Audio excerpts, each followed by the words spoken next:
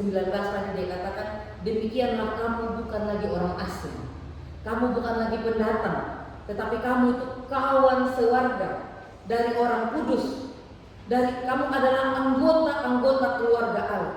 Dari yang berbicara tembok, segala macam tembok, Paulus arahkan berbicara kepada keluarga. Kita sudah melihat bagaimana radikalnya pemberitaan Paulus, tetapi juga tentang bagaimana Allah menyertai Paulus sehingga ajarannya bisa juga menyentuh mereka dari sisi keluarga. Ya. Kalau mau bertahan dengan cara berpikir orang Yahudi, maka sebutan tak bersunat itu bukan sekedar menyebut kamu orang fasik, tetapi itu adalah istilah yang menunjukkan bahwa orang itu berada di luar komunitas perjanjian. Dia tidak punya bagian dalam Taurat, dia tidak punya bagian dalam kehidupan umat, dia tidak punya identitas sebagai umat pilihan. Tetapi Paulus mengajak mereka untuk melihat, mari baik yang bersunat maupun tidak bersunat, kita melihat ini, kita melihat keadaan kita sebagai anggota dari keluarga Allah. Nah, next ada gambar Bapak Ibu.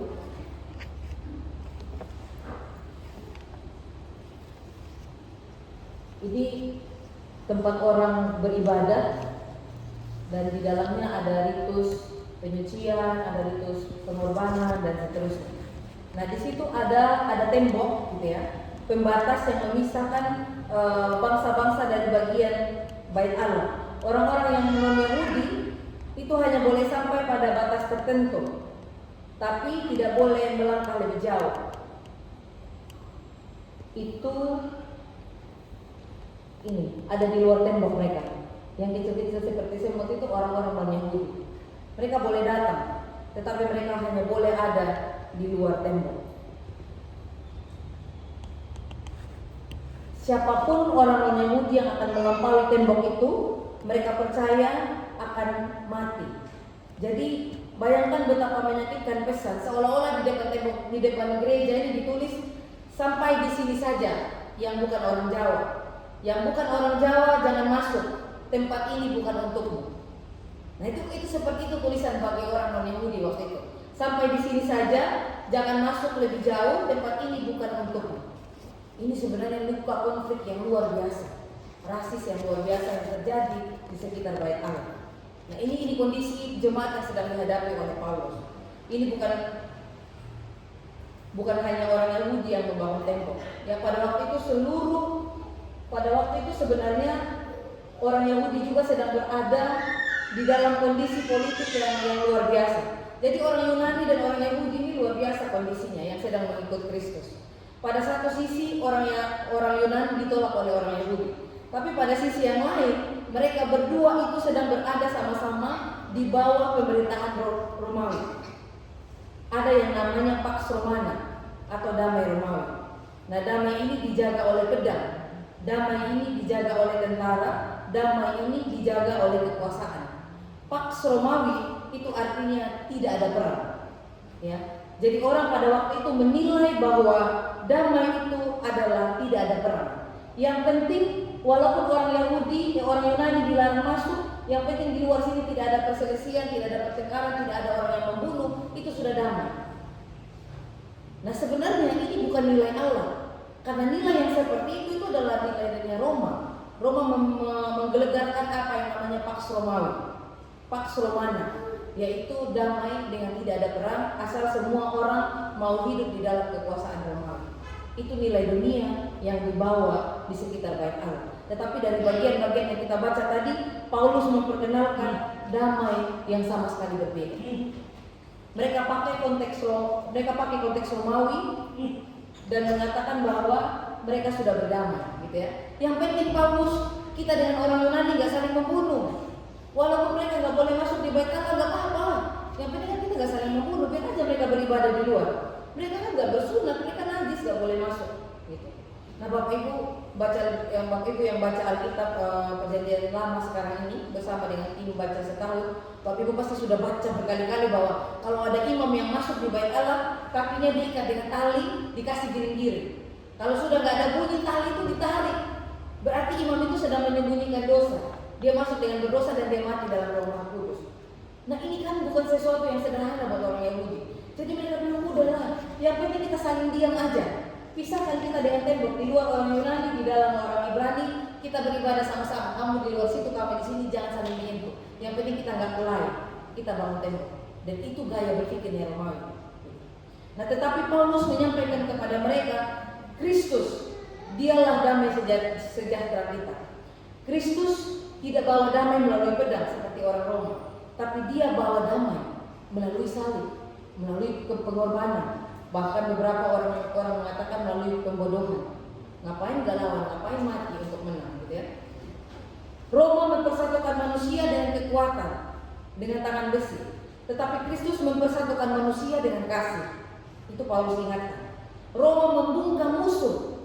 Jadi caranya Roma supaya orang tidak berperang, dia harus otoriter luar biasa. Siapa yang bersuara, yang bisa mempengaruhi komunitas, tembak mati, gitu ya. Kalau dulu bunuh mati gitu, karena suaranya bisa mempengaruhi. Satu suara bisa membuat hilang damai. Itu cara Romawi mempertahankan damai. Tetapi Kristus justru menjadikan musuh sebagai saudara. Dia tidak membungkam musuh. Karena itu Paulus berkata bahwa Kristus telah merobohkan tembok pemisah. Tadi kita baca waktu itu. Perhatikan, Kristus tidak sekedar membuka pintu, tetapi dikatakan Kristus merobohkan tembok pemisah. Paulus mengatakan di dalam Kristus tidak hanya bilang ayo buka pintu gereja supaya orang bisa masuk. Tapi Paulus mengatakan kalau kita percaya kepada Kristus, tembok ini akan dirobohkan supaya semua orang yang kita tolong itu bisa datang beribadah di tempat ini. Ia merobohkan. Tidak ada ruang khusus yang dibuat, tetapi merobohkan. Tidak ada ruang eksklusif. Yang dahulu bermusuhan kini dipanggil menjadi satu manusia baru. Dan di bagian akhir Paulus memakai gambaran yang sangat indah. Paulus bilang kita bukan lagi orang asing, gitu ya. Tadi Paulus mengatakan kita adalah anggota keluarga Allah. Ini bukan hanya masalah anggota keluarga Yahudi, anggota Yunani. Kalau sudah percaya kepada Kristus, maka kita sudah bersatu dengan tubuh Kristus dan kita telah menjadi anggota keluarga Allah. Sebelum saya jadi pendeta, saya tidak mengerti. Saya gampang sekali ngomong bilang anggota keluarga Allah, anggota keluarga Allah. Sampai saya sudah jadi pendeta, Bapak Ibu, baru saya tahu apa yang dimaksudkan dengan anggota keluarga Allah. Kemarin saya melakukan perjamuan di Hargomulyo. Pertama kali saya membaca pratelaan. Pada malam menjelang disalib Tuhan Yesus mengambil roti, memecah-mecah roti itu kan pratelaan ya. Itu pertama kali saya baca pratelaan sambil menangis dan saya nggak tahan. Sebab sebelum memulai perjamuan itu kan saya lihat-lihat rumahnya jemaat itu. Lalu dia bercerita, dia bilang pernah satu kali lagi masak air dan nasi, angin kencang dan hujan, dia mengatakan Tuhan Yesus pinjam tanganmu untuk menahan atap rumah saya supaya tidak roboh. Habis dia bercerita seperti itu, saya melayani perjamuan kudus. Saya menangis waktu itu, saya nggak tahan. Dan ketika roti itu dihantarkan, saya tutup mata dan saya bilang, Tuhan terima kasih. Sehina apapun keluar, maksud saya miskin apapun. Bahkan sekarang atap belakang rumahnya itu hanya pakai baliho-baliho bekas. Mereka mulia di hadapan, dan harusnya mereka mulia dalam persekutuan GPSP Tanjung Karang. Kita harus berupaya bagaimana saudara-saudara kita itu tanpa membeda-bedakan ini Pahoman, ini Hargomulyo. Mereka juga harus mulia. Ketika roti itu disajikan, ketika beliau mengunyah roti itu, saya berdoa, apapun kondisi kami, mereka mulia. Dia bilang, pinjam tanganmu Tuhan untuk tahan atap rumah ini supaya tidak roboh, atap dapur. Lalu ketika anggur itu diserahkan, beliau sementara minum anggur, saya juga tutup mata, saya berdoa terima kasih. Karena sesungguhnya anggur ini, cawan ini mengingatkan bahwa mereka menyatu dengan penderitaan, tetapi engkau juga menyatu dengan penderitaan mereka. Mereka tidak menderita sendiri. Di situ baru saya pahami itu yang namanya keluarga Allah. Keluarga Allah itu betul-betul kita bersatu dengan Kristus. Kita bersatu dalam kemuliaan sehina semiskin apapun kita. Mungkin di masyarakat kita bukan orang terpandang, tapi kalau kita sudah terima Kristus, kita sudah mulia dalam tubuh Kristus. Dan itu selalu kita ingat setiap kali kita makan roti perjamuan. Kalau kita sudah terima Kristus, kita pasti akan menerima juga penderitaan. Makanya majelis pakai ini selalu diingatkan. Itu sebuah peristiwa yang menyedihkan, tetapi juga meneguhkan kepada saya. Itu Bapak Ibu, anggota keluarga Allah ini tidak main-main. Kalau kita sudah melihat orang lain dengan cara yang begitu, saya yakin Bapak Ibu tidak akan lagi melihat, ini bukan orang Jawa, ini bukan orang Sumba, tidak akan lagi berpikir seperti itu. Ini bukan Pahoman, ini bukan jemaat yang sudah lama di sini. Bapak Ibu tidak akan lagi.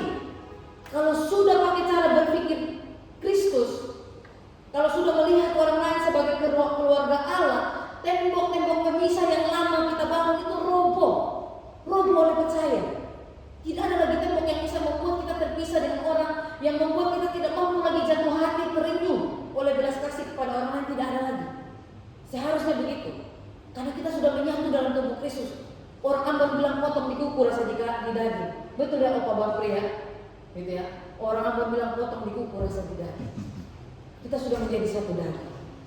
Kita adalah batu-batu yang disusun, kata Paulus, menjadi satu bangunan rohani, di mana Kristus itu menjadi patokan. Dari Kristus itu ditarik ke kiri, ditarik ke kanan untuk mendapat keseimbangan bangunan. Itu kalau orang yang tukang bangunan tahu apa yang dinamakan batu penjuru itu. Perhatikan perubahan gambar yang Paulus lukiskan dalam kalimatnya. Dari tembok menjadi rumah. Allah ternyata tidak sedang membangun benteng yang semakin tinggi untuk supaya kita damai. Maka Allah bangun benteng, jangan bergaul dengan itu. Itu teroris. Itu agama lain tidak mengenal. Itu suku ini, itu suku itu. Allah tidak begitu. Malah dia merobohkan tembok, kata Paulus. Allah ternyata tidak sedang membangun benteng yang tinggi, tetapi dia merobohkan tembok itu. Dia renovasi bangunan ini, dia buat semakin luas supaya semakin banyak orang yang masuk. Bukan membuat benteng yang tinggi, tetapi merobohkannya dan membuat rumah yang semakin luas untuk anggota keluarga Allah. Kalau dulu anggota keluarga Allah hanya orang gereja, lama-lama Pak Oman akan melihat, dan bukan akan melihat anggota keluarga Allah siapapun yang Allah panggil untuk kita bertemu, kita akan lakukan. Orang yang mati di perempatan bisa kita kasih peti, karena sudah dirobohkan tembok. Tidak ada lagi pilih dan pilih. Yang ada adalah belas kasih terenyuh yang mampu melakukan segala sesuatu yang melampaui segala akal. Tidak ada lagi tembok yang dibangun, tetapi yang ada adalah rumah yang semakin luas dibuat supaya semakin banyak orang yang masuk menjadi anggota keluarga dalam rumah itu. Dan hebatnya Tanjung Kakak GKSBS menyebut eklesiologi sebagai rumah bersama. Dan kita di sini sedang mengupayakan gereja ini menjadi rumah bagi nomaden. Kita nggak nekat paksa orang harus atestasi, tapi kita ingin memastikan mahasiswa pekerja yang sementara mampir singgah di Tanjung Karang semuanya mendapat makanan dan minuman rohani dan pertumbuhan. Kita ingin memastikan yang itu. Rumah yang pintunya terbuka, rumah tempat setiap orang dipanggil untuk mengalami kasih supaya bisa mengasihi orang lain. Makanya ada film Korea yang terkenal itu, dan itu sebenarnya berangkat dari kisah nyata. Sepanjang masih orang dinasti itu yang memimpin, banyak orang yang menderita di luar tembok. Sampai suatu ketika raja itu dia menikah dengan seorang perempuan desa, kepemimpinannya menjadi kepemimpinan yang luar biasa. Kenapa? Dia bukan orang yang bisa ditipu. Orang kan tipu dengan laporan. Ini Pak, nggak ada ini, aman, uangnya aman, kesehatannya aman, panennya aman. Begitu dia nikah dengan orang yang dari kelas bawah, orang itu bilang turun sendiri raja, pergi sendiri ke kebun, ke sawah, lihat. Ada banyak orang miskin di sana. Bagaimana kita mengalami kasih? Hanya dengan cara kita bisa merasakan orang lain. Firman Tuhan berbicara kepada kita hari ini, Bapak Ibu dan Saudara yang dikasihi Tuhan. Kita dipanggil untuk menjadi rumah yang mengalami kasih-Nya, supaya kita juga mampu memahami orang lain. Memang kalau kita belum pernah susah makan, kita tidak akan bisa mengambil kebijakan tentang makan. Kalau kita belum pernah berdoa, Tuhan tolong tahan rumah ini, kita tidak akan pernah mampu berempati. Mungkin kita akan agak sedikit lebih sulit berempati dengan orang yang berketinggi. Kalau kita tidak pernah lahir di keluarga yang penuh dengan perdebatan, perselisihan dan seterusnya, mungkin kita agak sedikit sulit berempati dengan anak-anak yang tumbuh menjadi agak sedikit aneh atau agak sedikit nakal karena kondisi keluarganya, yang orang bilang broken home gitu ya. Nah, jadi kalau kita tidak pernah mengalami itu, kita mohon kepada Tuhan supaya kita bisa mengalami kasih-Nya dan kita mampu juga memahami orang lain. Bapak Ibu Saudara yang dikasihi Tuhan, disinilah firman Tuhan berbicara kepada kita hari ini. Tembok-tembok itu ternyata masih ada. Bapak Ibu, betul tembok-tembok itu masih ada? Tembok antara suami istri. Sekarang di PGI menyuarakan eklesia domestika.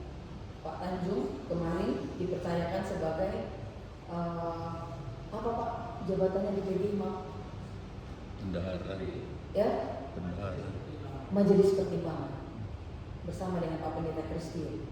Nah, sedang memperjuangkan yang namanya Ecclesia Domestica untuk seluruh gereja yang ada di wilayah Lampung, di kota maupun di wilayah, dengan berbagai konteks. Nanti di Tanjung bentuknya seperti ini, parenting dan seterusnya. Mungkin di luar kota bentuknya seperti apa, gitu ya. Hari ini ditemukan masih ada tembok antara suami istri. Kelihatannya komunikasi tapi nggak benar-benar komunikasi. Masih ada ego, rasa bersaing. Ada tembok antara orang tua dengan anak. Kelihatannya berbicara, tetapi masih banyak yang disimpan di dalam hati yang sakit banget rasanya. Tapi ya udahlah, ini aku omong belum tentu didengar. Hanya buat aku sakit hati. Anak mengatakan begitu, atau orang tua kadang berpikir seperti itu kata anak. Ada tembok antara adik dengan kakak. Ya udahlah, udah masing-masing. Ada tembok ipar dengan ipar. Ada tembok menantu dan mertua. Bu Pendeta, ini sudah Natal kesekian. Tolong doakan keluarga kami agar tembok antara menantu dan mertua ini roboh. Masih ada tembok itu. Ada karena masalah inilah, masalah warisan, masalah ini itu apa? Ada tembok karena perbedaan cara pandang. Yang satu suka banget lihat dari sebelah kiri, yang satu senang banget jangan dari kiri, dari agak bawah sedikit melihat segala sesuatu tuh loh. Itu menjadi tembok karena cara pandang. Kalau di jalan, apalagi musim-musim pemilu, tembok karena perbedaan politik ya, perbedaan pandangan. Itu banyak suami istri yang padu bahasa Jawanya, bertengkar itu hanya karena perbedaan politik. Sekarang itu kapokan presiden yang kamu pilih kan? Nah, gitu. Masih dendam sampai sekarang gitu ya, masih dendam sampai sekarang. Ada tembok karena ego yang tidak mau mengampuni. Ya. Mungkin tinggal di satu atap, mungkin tinggal di bawah satu langit, tinggal di dalam satu kota, bahkan mungkin kita hidup bersama di dalam satu gereja. Tapi belum tentu kita tinggal di dalam satu hati. Padahal Bapak Ibu kasih, mengampuni, minta maaf, waktu kita tahu. Ketika kita melakukan itu kita sedang mendidik anak-anak kita. Kalau kita tidak mampu melakukan itu, jangan harap anak kita akan tahu yang namanya shalom. Dengan siapa saja nanti dia akan sulit untuk berdamai. Satu kali orang buat salah sama dia tidak tahu jalan menuju pengampunan. Karena selama dia hidup bersama papa mamanya, dia tidak pernah dibukakan jejak jalan pengampunan, jejak jalan kasih, jejak jalan minta maaf, jejak jalan mengasihi, atau jejak jalan minimal tepat waktu, atau jejak jalan minimal bertanggung jawab terhadap alam dan seterusnya. Akan sulit. Itu Ecclesia Domestica, gereja rumah tangga. Jadi dipercaya bahwa sedang diupayakan bahwa supaya gereja ini beres, supaya masyarakat itu bereslah dalam rumah tangga. Supaya rumah tangga itu bereslah sebagai suami istri. Supaya suami istri itu bereslah sebelum memutuskan menikah. Jangan karena usia, jangan karena ini, jangan karena ini. Pastikan engkau tidak membawa warisan kebatin dalam rumah tangga. Beres pada dirimu dan putuskan untuk mengenal orang lain dan bersama orang lain. Dan mulai sesuatu yang baru. Itu Ecclesia Domestica, Bapak Ibu dan Saudara yang dikasihi Tuhan. Ecclesia Domestica yang saat ini sedang dihidupi dan didorong oleh PGI itu sedang memanggil gereja dan rumah-rumah tangga untuk menjadi pembawa damai bagi dunia, yang dimana damai itu lahir terlebih dahulu dalam rumah kita. Waktu saya studi teologi, digambarkan ada batu karang begitu, terus batu karang itu terus dipukul. Ini foto benar waktu dosen saya lagi berlibur di Hawaii. Nah dia foto untuk pakai di dalam kelasnya gitu, di dalam kelas perdamaian dan konflik. Nah dia bilang kan ada batu karang nih yang setiap hari dihantam oleh ombak. Tapi di antara bagian-bagian ini ada satu yang setiap ombak datang itu dia keluar air mancur yang indah banget. Terus dosen saya bertanya, kenapa di situ bisa terjadi seperti itu? Bisa ada titik di mana ada air bisa keluar dari antara batu karang ini. Kenapa itu? Karena mengalami kebocoran, kan ada jawabannya. Nah, kenapa mengalami kebocoran? Karena tipis. Nah, itulah gereja. Kalau ada yang gampang sekali meledak-ledak, menggebu-gebu di gereja itu tipis. Yang gampang sekali mengakhiri baru di gereja, belum di tempat kerja dan di masyarakat. Yang gampang sekali mengalami kebocoran itu pasti dia sedang ada di dalam pergumulan. Jangan hakimi, dekati. Kalau tidak bisa ditanya, tunggu sampai dia sendiri yang terbuka. Apa pergumulannya? Pasti dia akan terbuka pergumulannya kepada kita. Itu cara melihat gitu tentang bagaimana damai itu bisa lahir di sekitar kita, walaupun di sekitar kita itu beragam sekali kondisi orang-orang yang ada di sekitar kita. Mungkin kadang-kadang orang lain, tapi kadang-kadang itu diri kita sendiri. Nah, rumah ini adalah gereja yang pertama, Bapak Ibu. Biasanya kalau terjadi ledakan-ledakan seperti itu di komunitas, kalau dalam ilmu teologi, maka kita harus gali kondisi rumah tangga ini, bereskan kondisi rumah tangga ini. Nah, di gereja ini ketika saya menjadi calon pendeta, saya menawarkan yang namanya manajemen berlapis, di mana semua orang, sebanyak mungkin orang terlibat di gereja. Supaya apa? Supaya mereka makin mendekat. Kalau Bapak Ibu duduk di situ, saya duduk di sini, saya ngomong terus dari tadi, saya nggak akan pernah tahu, nggak akan pernah tahu ada perkumpulan apa.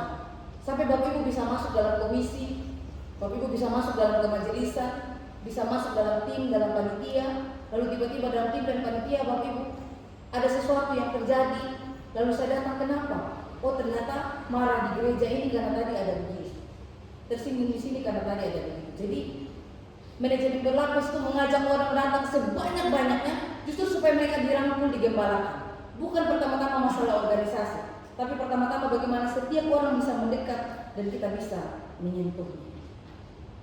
Eklesia domestika dimulai dari rumah. Jadi dari gereja kita juga datang kepada mereka di rumah-rumah melalui pengembalaan khusus kalau ditemukan di dalam kelompok-kelompok itu ada pergumulan. Bapak Ibu dan Saudara yang dikasihi Tuhan, di rumah itulah doa itu dinaikkan, Alkitab itu dibaca. Anak-anak belajar pertama kali mengampuni itu di rumah. Kalau tidak pernah mengasihi, anak-anak akan bingung. Guru agama di sekolah ngajar ini, tapi di rumah ngajar itu otaknya jadi bingung, jadi kacau. Antara yang dia belajar di gereja dan yang dia lihat di rumah berbeda. Antara yang dia belajar di sekolah dan yang dia lihat orang tua praktekkan di rumah berbeda. Dia menjadi bingung. Di sanalah kasih dipraktekkan, di sanalah integritas dinyatakan, di sanalah doa dinaikkan. Di sanalah Kristus pertama kali diperkenalkan bukan melalui mimbar, tapi melalui kehidupan keseharian ayah, ibu, anak, dan orang tua. Jangan sampai kita rajin membangun sesuatu yang sifatnya fisik gitu ya, yang terlihat, tetapi sambil kita lupa untuk membangun rumah sebagai gereja. Jangan sampai kita pandai bernyanyi damai, tetapi kita sendiri masih terus membangun tembok kebisuan. Kita memang tidak berkonflik, tapi kita saling membangun tembok es gitu. Jangan sampai kita bicara tentang kasih Kristus pada dunia, tapi kita sendiri gagal menghadirkan itu di meja makan kita sendiri. Mbak Lumi khotbah tentang damai luar biasa, di rumah di meja makan bicara tentang balas dendam dan seterusnya. Kacau ya di pastor. Bapak Ibu, ini sedang menjadi pergumulan kami keluarga pendeta. Sekali lagi saya bilang, kemarin habis sidang MPL, ada satu pendeta yang tinggal di sini dan mengatakan, saya heran, anak-anak pendeta sekarang tuh nggak pernah ikut orang tuanya. Orang tuanya PA di sana sini, mereka nggak pernah muncul. Ini dipertanyakan integritas kami sebagai pendeta. Apa sih yang anak-anak pendeta itu lihat di rumah? Jangan-jangan orang tuanya yang seperti ini pintar berkhotbah di sini, tapi begitu di rumah yang dilihat papa mamanya nggak gitu. Meja makan tentang bicara permusuhan, gereja, organisasi gereja tentang bicara politik, jabatan dan seterusnya, sehingga anak itu merasa bosan dengan kondisi seperti itu. Papa mamaku nggak berintegritas, nggak usah lah ke gereja. Ini sedang menjadi pergumulan keluarga pendeta sendiri, gitu. Bapak Ibu, bicara tentang Tuhan, bicara tentang Kristus, bicara tentang damai dan seterusnya, tapi meja makan kita diisi dengan cerita-cerita kebencian atau cerita-cerita yang tidak membangun untuk anak-anak pendeta. Gitu. Maka hari ini Kristus kembali berdiri di hadapan saya dan Bapak Ibu, saya sendiri. Sekarang saya juga sudah punya ponakan gitu, yang tinggal bersama dengan saya. Ya bukan membawa palu untuk menghancurkan saya dengan Bapak Ibu, tetapi dia membawa kasih justru untuk menghancurkan tembok. Kalau saat ini kita masih punya tembok-tembok yang memisahkan kita dengan orang-orang yang ada di sekitar kita, dengan bahkan kalau saya mengatakan dengan alam sekalipun, kita masih merasa alam itu sesuatu yang gampang kita eksploitasi. Nah Bapak Ibu, setelah tembok itu rubuh, Allah mengundang kita untuk masuk di dalam rumah yang sama, yaitu rumah Allah. Dan berharap ketika kita sudah meninggalkan ini, kita pulang masing-masing untuk merobohkan tembok dan membuat rumah-rumah kita lebih luas dan lebih luas lagi. Tapi pertanyaannya Mbak Lumi, kalau keluarga saya sudah terlanjur pecah, kalau keluarga saya sudah terlanjur retak, kalau keluarga saya, kalau bukan tembok yang hancur, Tetapi justru pribadi orang yang ada di dalam tembok itu yang hancur. Mau ngapain? Mau gimana? Gak ada di ayat yang kita baca tadi, gitu ya. Pertanyaannya, jawabannya ini Bapak Ibu. Ini saya ambil keluarkan lagi dari kantor konseling itu, saya taruh di depan Bapak Ibu kalau masih ingat. Kalau bukan tembok yang hancur, tapi ternyata relasi kita yang sudah terlanjur hancur, bagaimana? Ini jawabannya. Untuk Tuhan itu, Bapak Ibu, coba alamilah sendiri. Untuk Tuhan tidak pernah ada kata terlanjur basah ya sudah mandi sekali. Itu lagunya siapa Pak Tomo? Roma Irama. Terlanjur basah ya sudah mandi sekali, lagunya siapa? Lupa, lagu zaman dulu. Hanya untuk pengarang lagu itu, hanya untuk penyanyi lagu itu terlanjur basah ya sudah mandi sekali. Untuk Tuhan yang sudah pecah hancur kayak begini pun dia bisa satukan kembali. Ini lem emas ini itu kasih karunia, dan yang melem kembali itu dia. Jadi tidak pernah ada kata terlambat untuk saya dan Bapak Ibu untuk kita dibangun kembali. Dan tidak pernah ada kata terlambat untuk mengangkat tangan dan biarkan Tuhan yang turun tangan menghancurkan tembok-tembok yang tidak harus berdiri di dalam hati kita. Tembok luka, tembok trauma, tembok kebencian, tembok dendam, tembok segala, tembok kecewa. Aku kecewa sama Mbak Domi, ngomongnya aja yang pintar, tapi aku terbuka dengan sikapnya. Nah tembok-tembok itu Bapak Ibu kita angkat tangan supaya Tuhan turun tangan, dia hancurkan tembok itu. Lalu dengan kasih karunia-Nya membersamai kita untuk membangun rumah yang lebih luas lagi untuk sebanyak-banyaknya orang datang. Ini bulan diakonia. Terima kasih Sinode GKSBS memberikan jemaat GKSBS setiap tahun 1 bulan kesempatan untuk menghayati bulan diakonia.